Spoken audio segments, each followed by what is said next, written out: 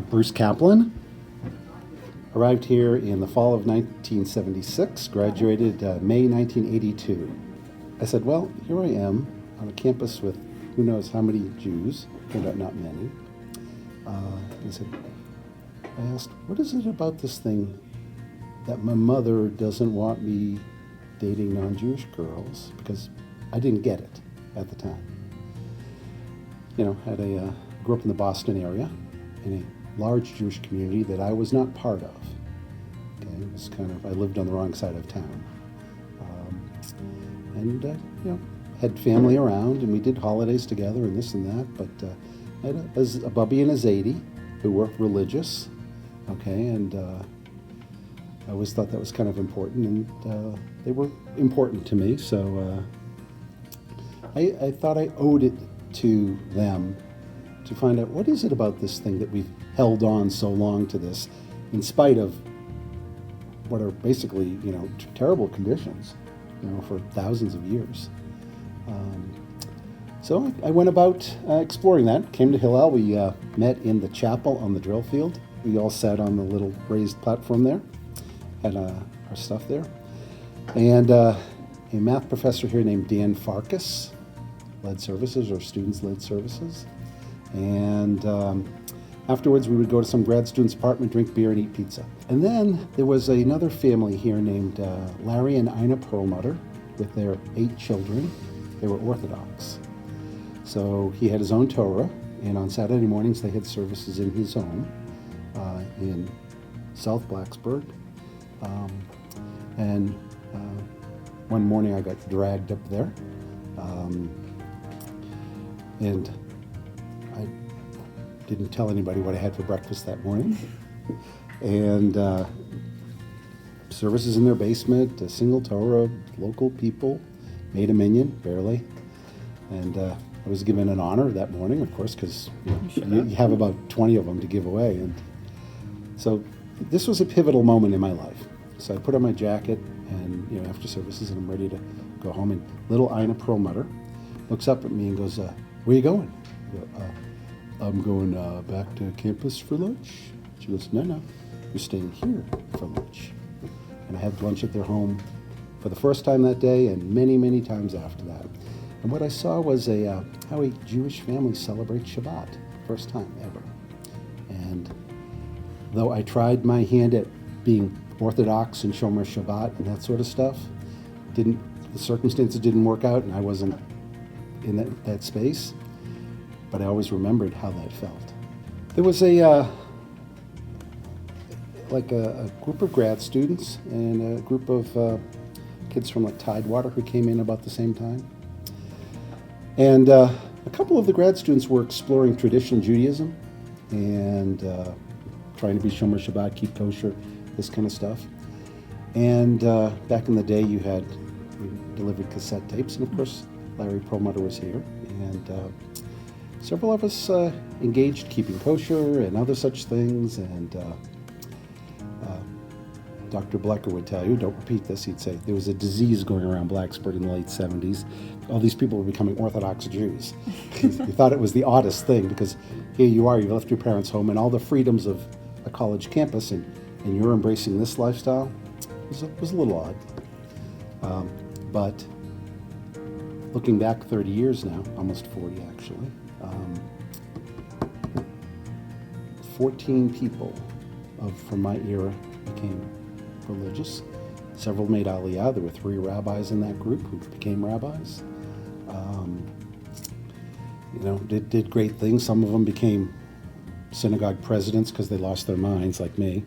And the rest of them drove carpool, baked homintash, and the things that you do to support a Jewish family. And I'm still in contact with many of them today. Some of my best friends, actually, to this day, though we don't see each other very often. So that was kind of what was going on here at the time. I'll tell you the story I was here during the summer, and you had freshman orientation at Squires, and they'd be in the big ballroom at the time, and here's the main doors coming out.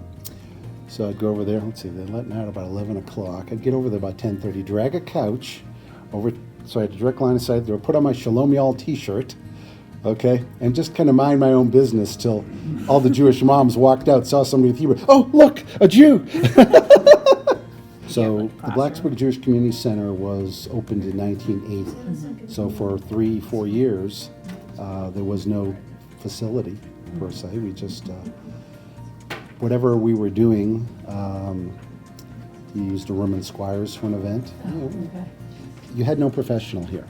So there's nobody to order. Whatever was happening, if the students wanted to go on a hike, we went on a hike. If we want to go tubing, we went tubing.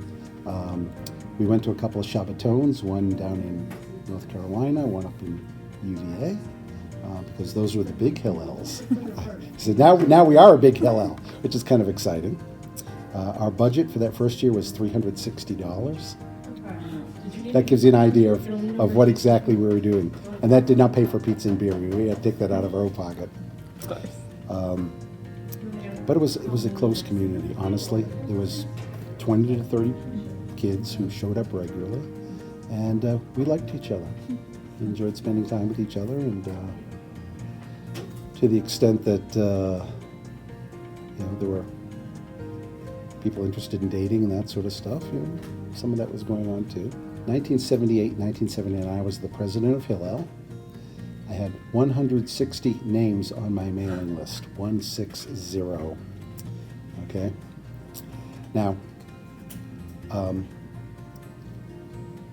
again, because I was interested in meeting girls, I used to write on all the girls. You'd send out a mailer once a month, like, with a stamp, and I go, "Hey, really looking forward to meeting you, Bruce Kaplan." Okay, I wrote that on every girl's mailer, and that's important to know because I'll then proceed to tell you how I met my wife.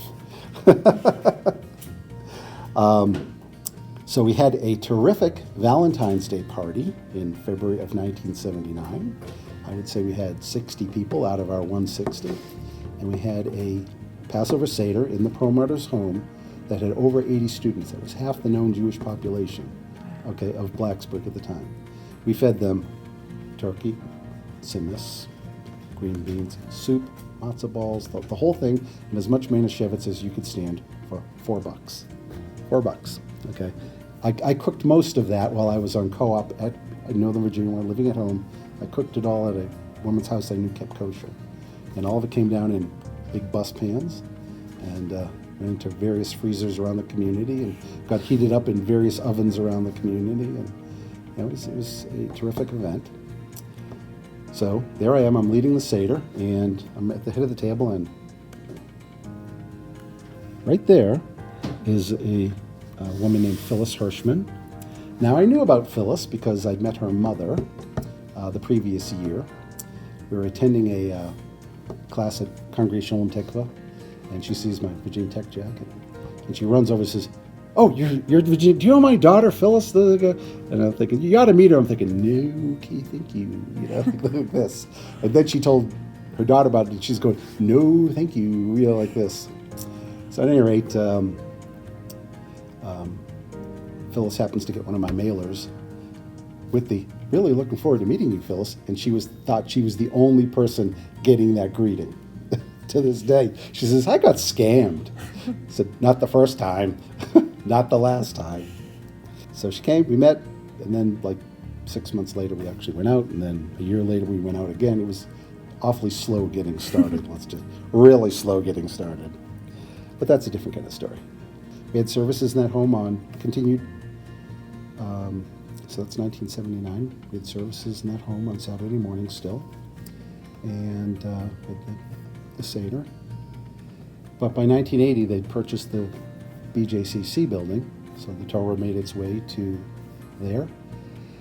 But we needed an ark, okay, and because I belonged to Congregational in Tikva in Fairfax, they had an older one that we loaded up on a U-Haul. It's about 10 feet tall, and we dragged it down here and put it in the BJCC, and that ark is the one they still have today. It was made actually by the grandfather of Alexis Fushman, who went to school here but a few years ago. So it was a nice little tie-in. And I moved in with a fellow who went by the name of Jay Weinstein at that moment. He was becoming Jewishly observant and kosher and everything, and he was a little more kosher than me. Today he is known as Rabbi Shmuel Weinstein, the Chabad rabbi at University of Pittsburgh. Okay, so that's where he went. So my children are going to Camp Gan Israel summer camp at the local Chabad in Fairfax, and they're having a Friday night dinner. And so we took the kids, and we're sitting there talking to the counselors, and where are you from? Brooklyn. This girl's from Pittsburgh. And she looks at us, did either of you go to school in Virginia? And Phyllis says, oh yeah, both of us went to Virginia Tech. She goes, oh, my uncle, my father, my grandfather went there. And like, all of a sudden, all the neurons in my head started firing. I was like, wait a minute, I know this story.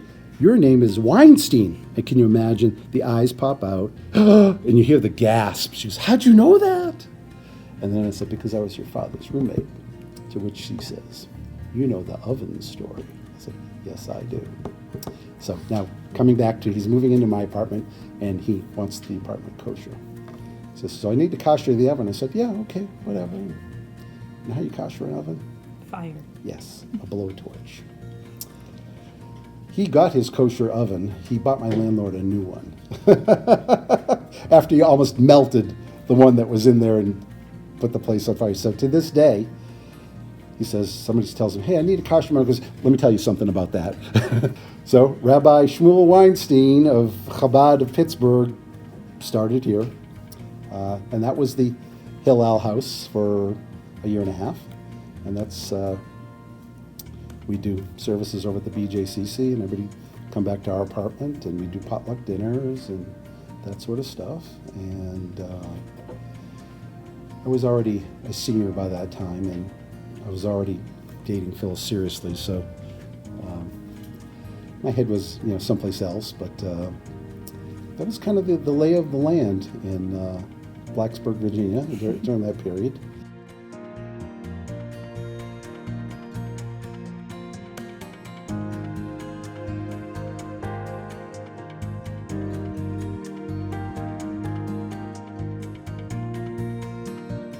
The most fond memory is that Passover Seder that we did, no doubt, just because of the number of people who came out, and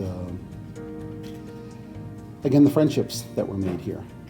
It was the wild, wild west of Judaism. There was nobody to tell you what to do or not to do, and we made a lot of mistakes. How do you do this? How do you do that? And I thought that was great, and my involvement here, of course. Some Hillels have rabbis as educators and this and that, and I think that works in some cases. But here, I've been involved here since 2004 now, and I always love the idea that you're self-learners. That with the availability of material on the internet, nobody says you need a rabbi to learn something. The kids should like each other, basically, because Ahavat Yisrael, you familiar with the phrase? Okay, that you should love your fellow Jew. You know what? We didn't have birthright in the day, but all of you, most of you have gone, and gives you. And so we were just talking about this. Sue and I were just talking about this morning. Every single person who's gone on to birthright, I'm going to ask you this question: what's the most memorable part of your trip? So most people will say it was the soldiers that were on our bus. Okay? So it was about building relationships with people that, frankly, you have very little in common with, other than, of course, you're Jewish. My daughter was now a senior in high school, and so where's she going? She's going to Hofstra in Long Island, and Marvin looks at me, and this will give you a flavor for the kind of guy he is. He said, you'd never send your kid to a school like Virginia Tech, and I said, not on your life. Okay, I spent 10 years telling people, don't send your Jewish kid to Virginia Tech. He says, well, let me tell you something. He says, they are bringing in 60, 70 kids on a Friday. I said, you're kidding me. Come on, no, not even. He says, no, really, it's true. So I think he passed my name on to Sue Kurtz. We had dinner one evening, and I saw a program that was succeeding beyond my wildest dreams and was building, and I said, I can be part of this. When the opportunity came for this facility to go up, my wife, being an architect, was involved in the construction process, and I was the board chair, I think board chair for 5 years, while we were trying to get things up and running here. And the reason I got involved was because of what was here for me. There's an old saying, when somebody saw a very old man planting a tree. And I said, why are you doing this? You're never going to be able to taste the fruits off this tree. He says, that's true. He says, but there were plenty of trees I ate off of. And somebody planted those trees for me, and I'm doing the same for future generations. So, though none of my children actually came here, I'm happy to have an extended family. Because Hillel wasn't necessarily a recognizable name, we added on Jewish Student Union to our name as well, just to be an identifier. Right, so I listened to Dor talk with some lawyer at the school about how we couldn't use the VT logo with religious symbology on it. He said, well, okay, we didn't ask permission back in the day. We did not do anything with the school per se. I think we did a Jewish movie festival one year, and with the community. And the truth of the matter is, the community really hosted us here. We were in their building for a long, long time, as it turns out, all the way into the early years of Sue Kurtz's time here. That they welcomed us. They found us Passover Seders to go to, meals for high holidays. Freda Blecker was kind of like the mother of all of us, as it turned out. And to circle back to an idea, this was kind of the beginnings of what was sort of your extended Jewish family that you can get in a small community. I can't speak to what makes a Hillel successful today is not what made a Hillel successful in my day, other than we want to be together.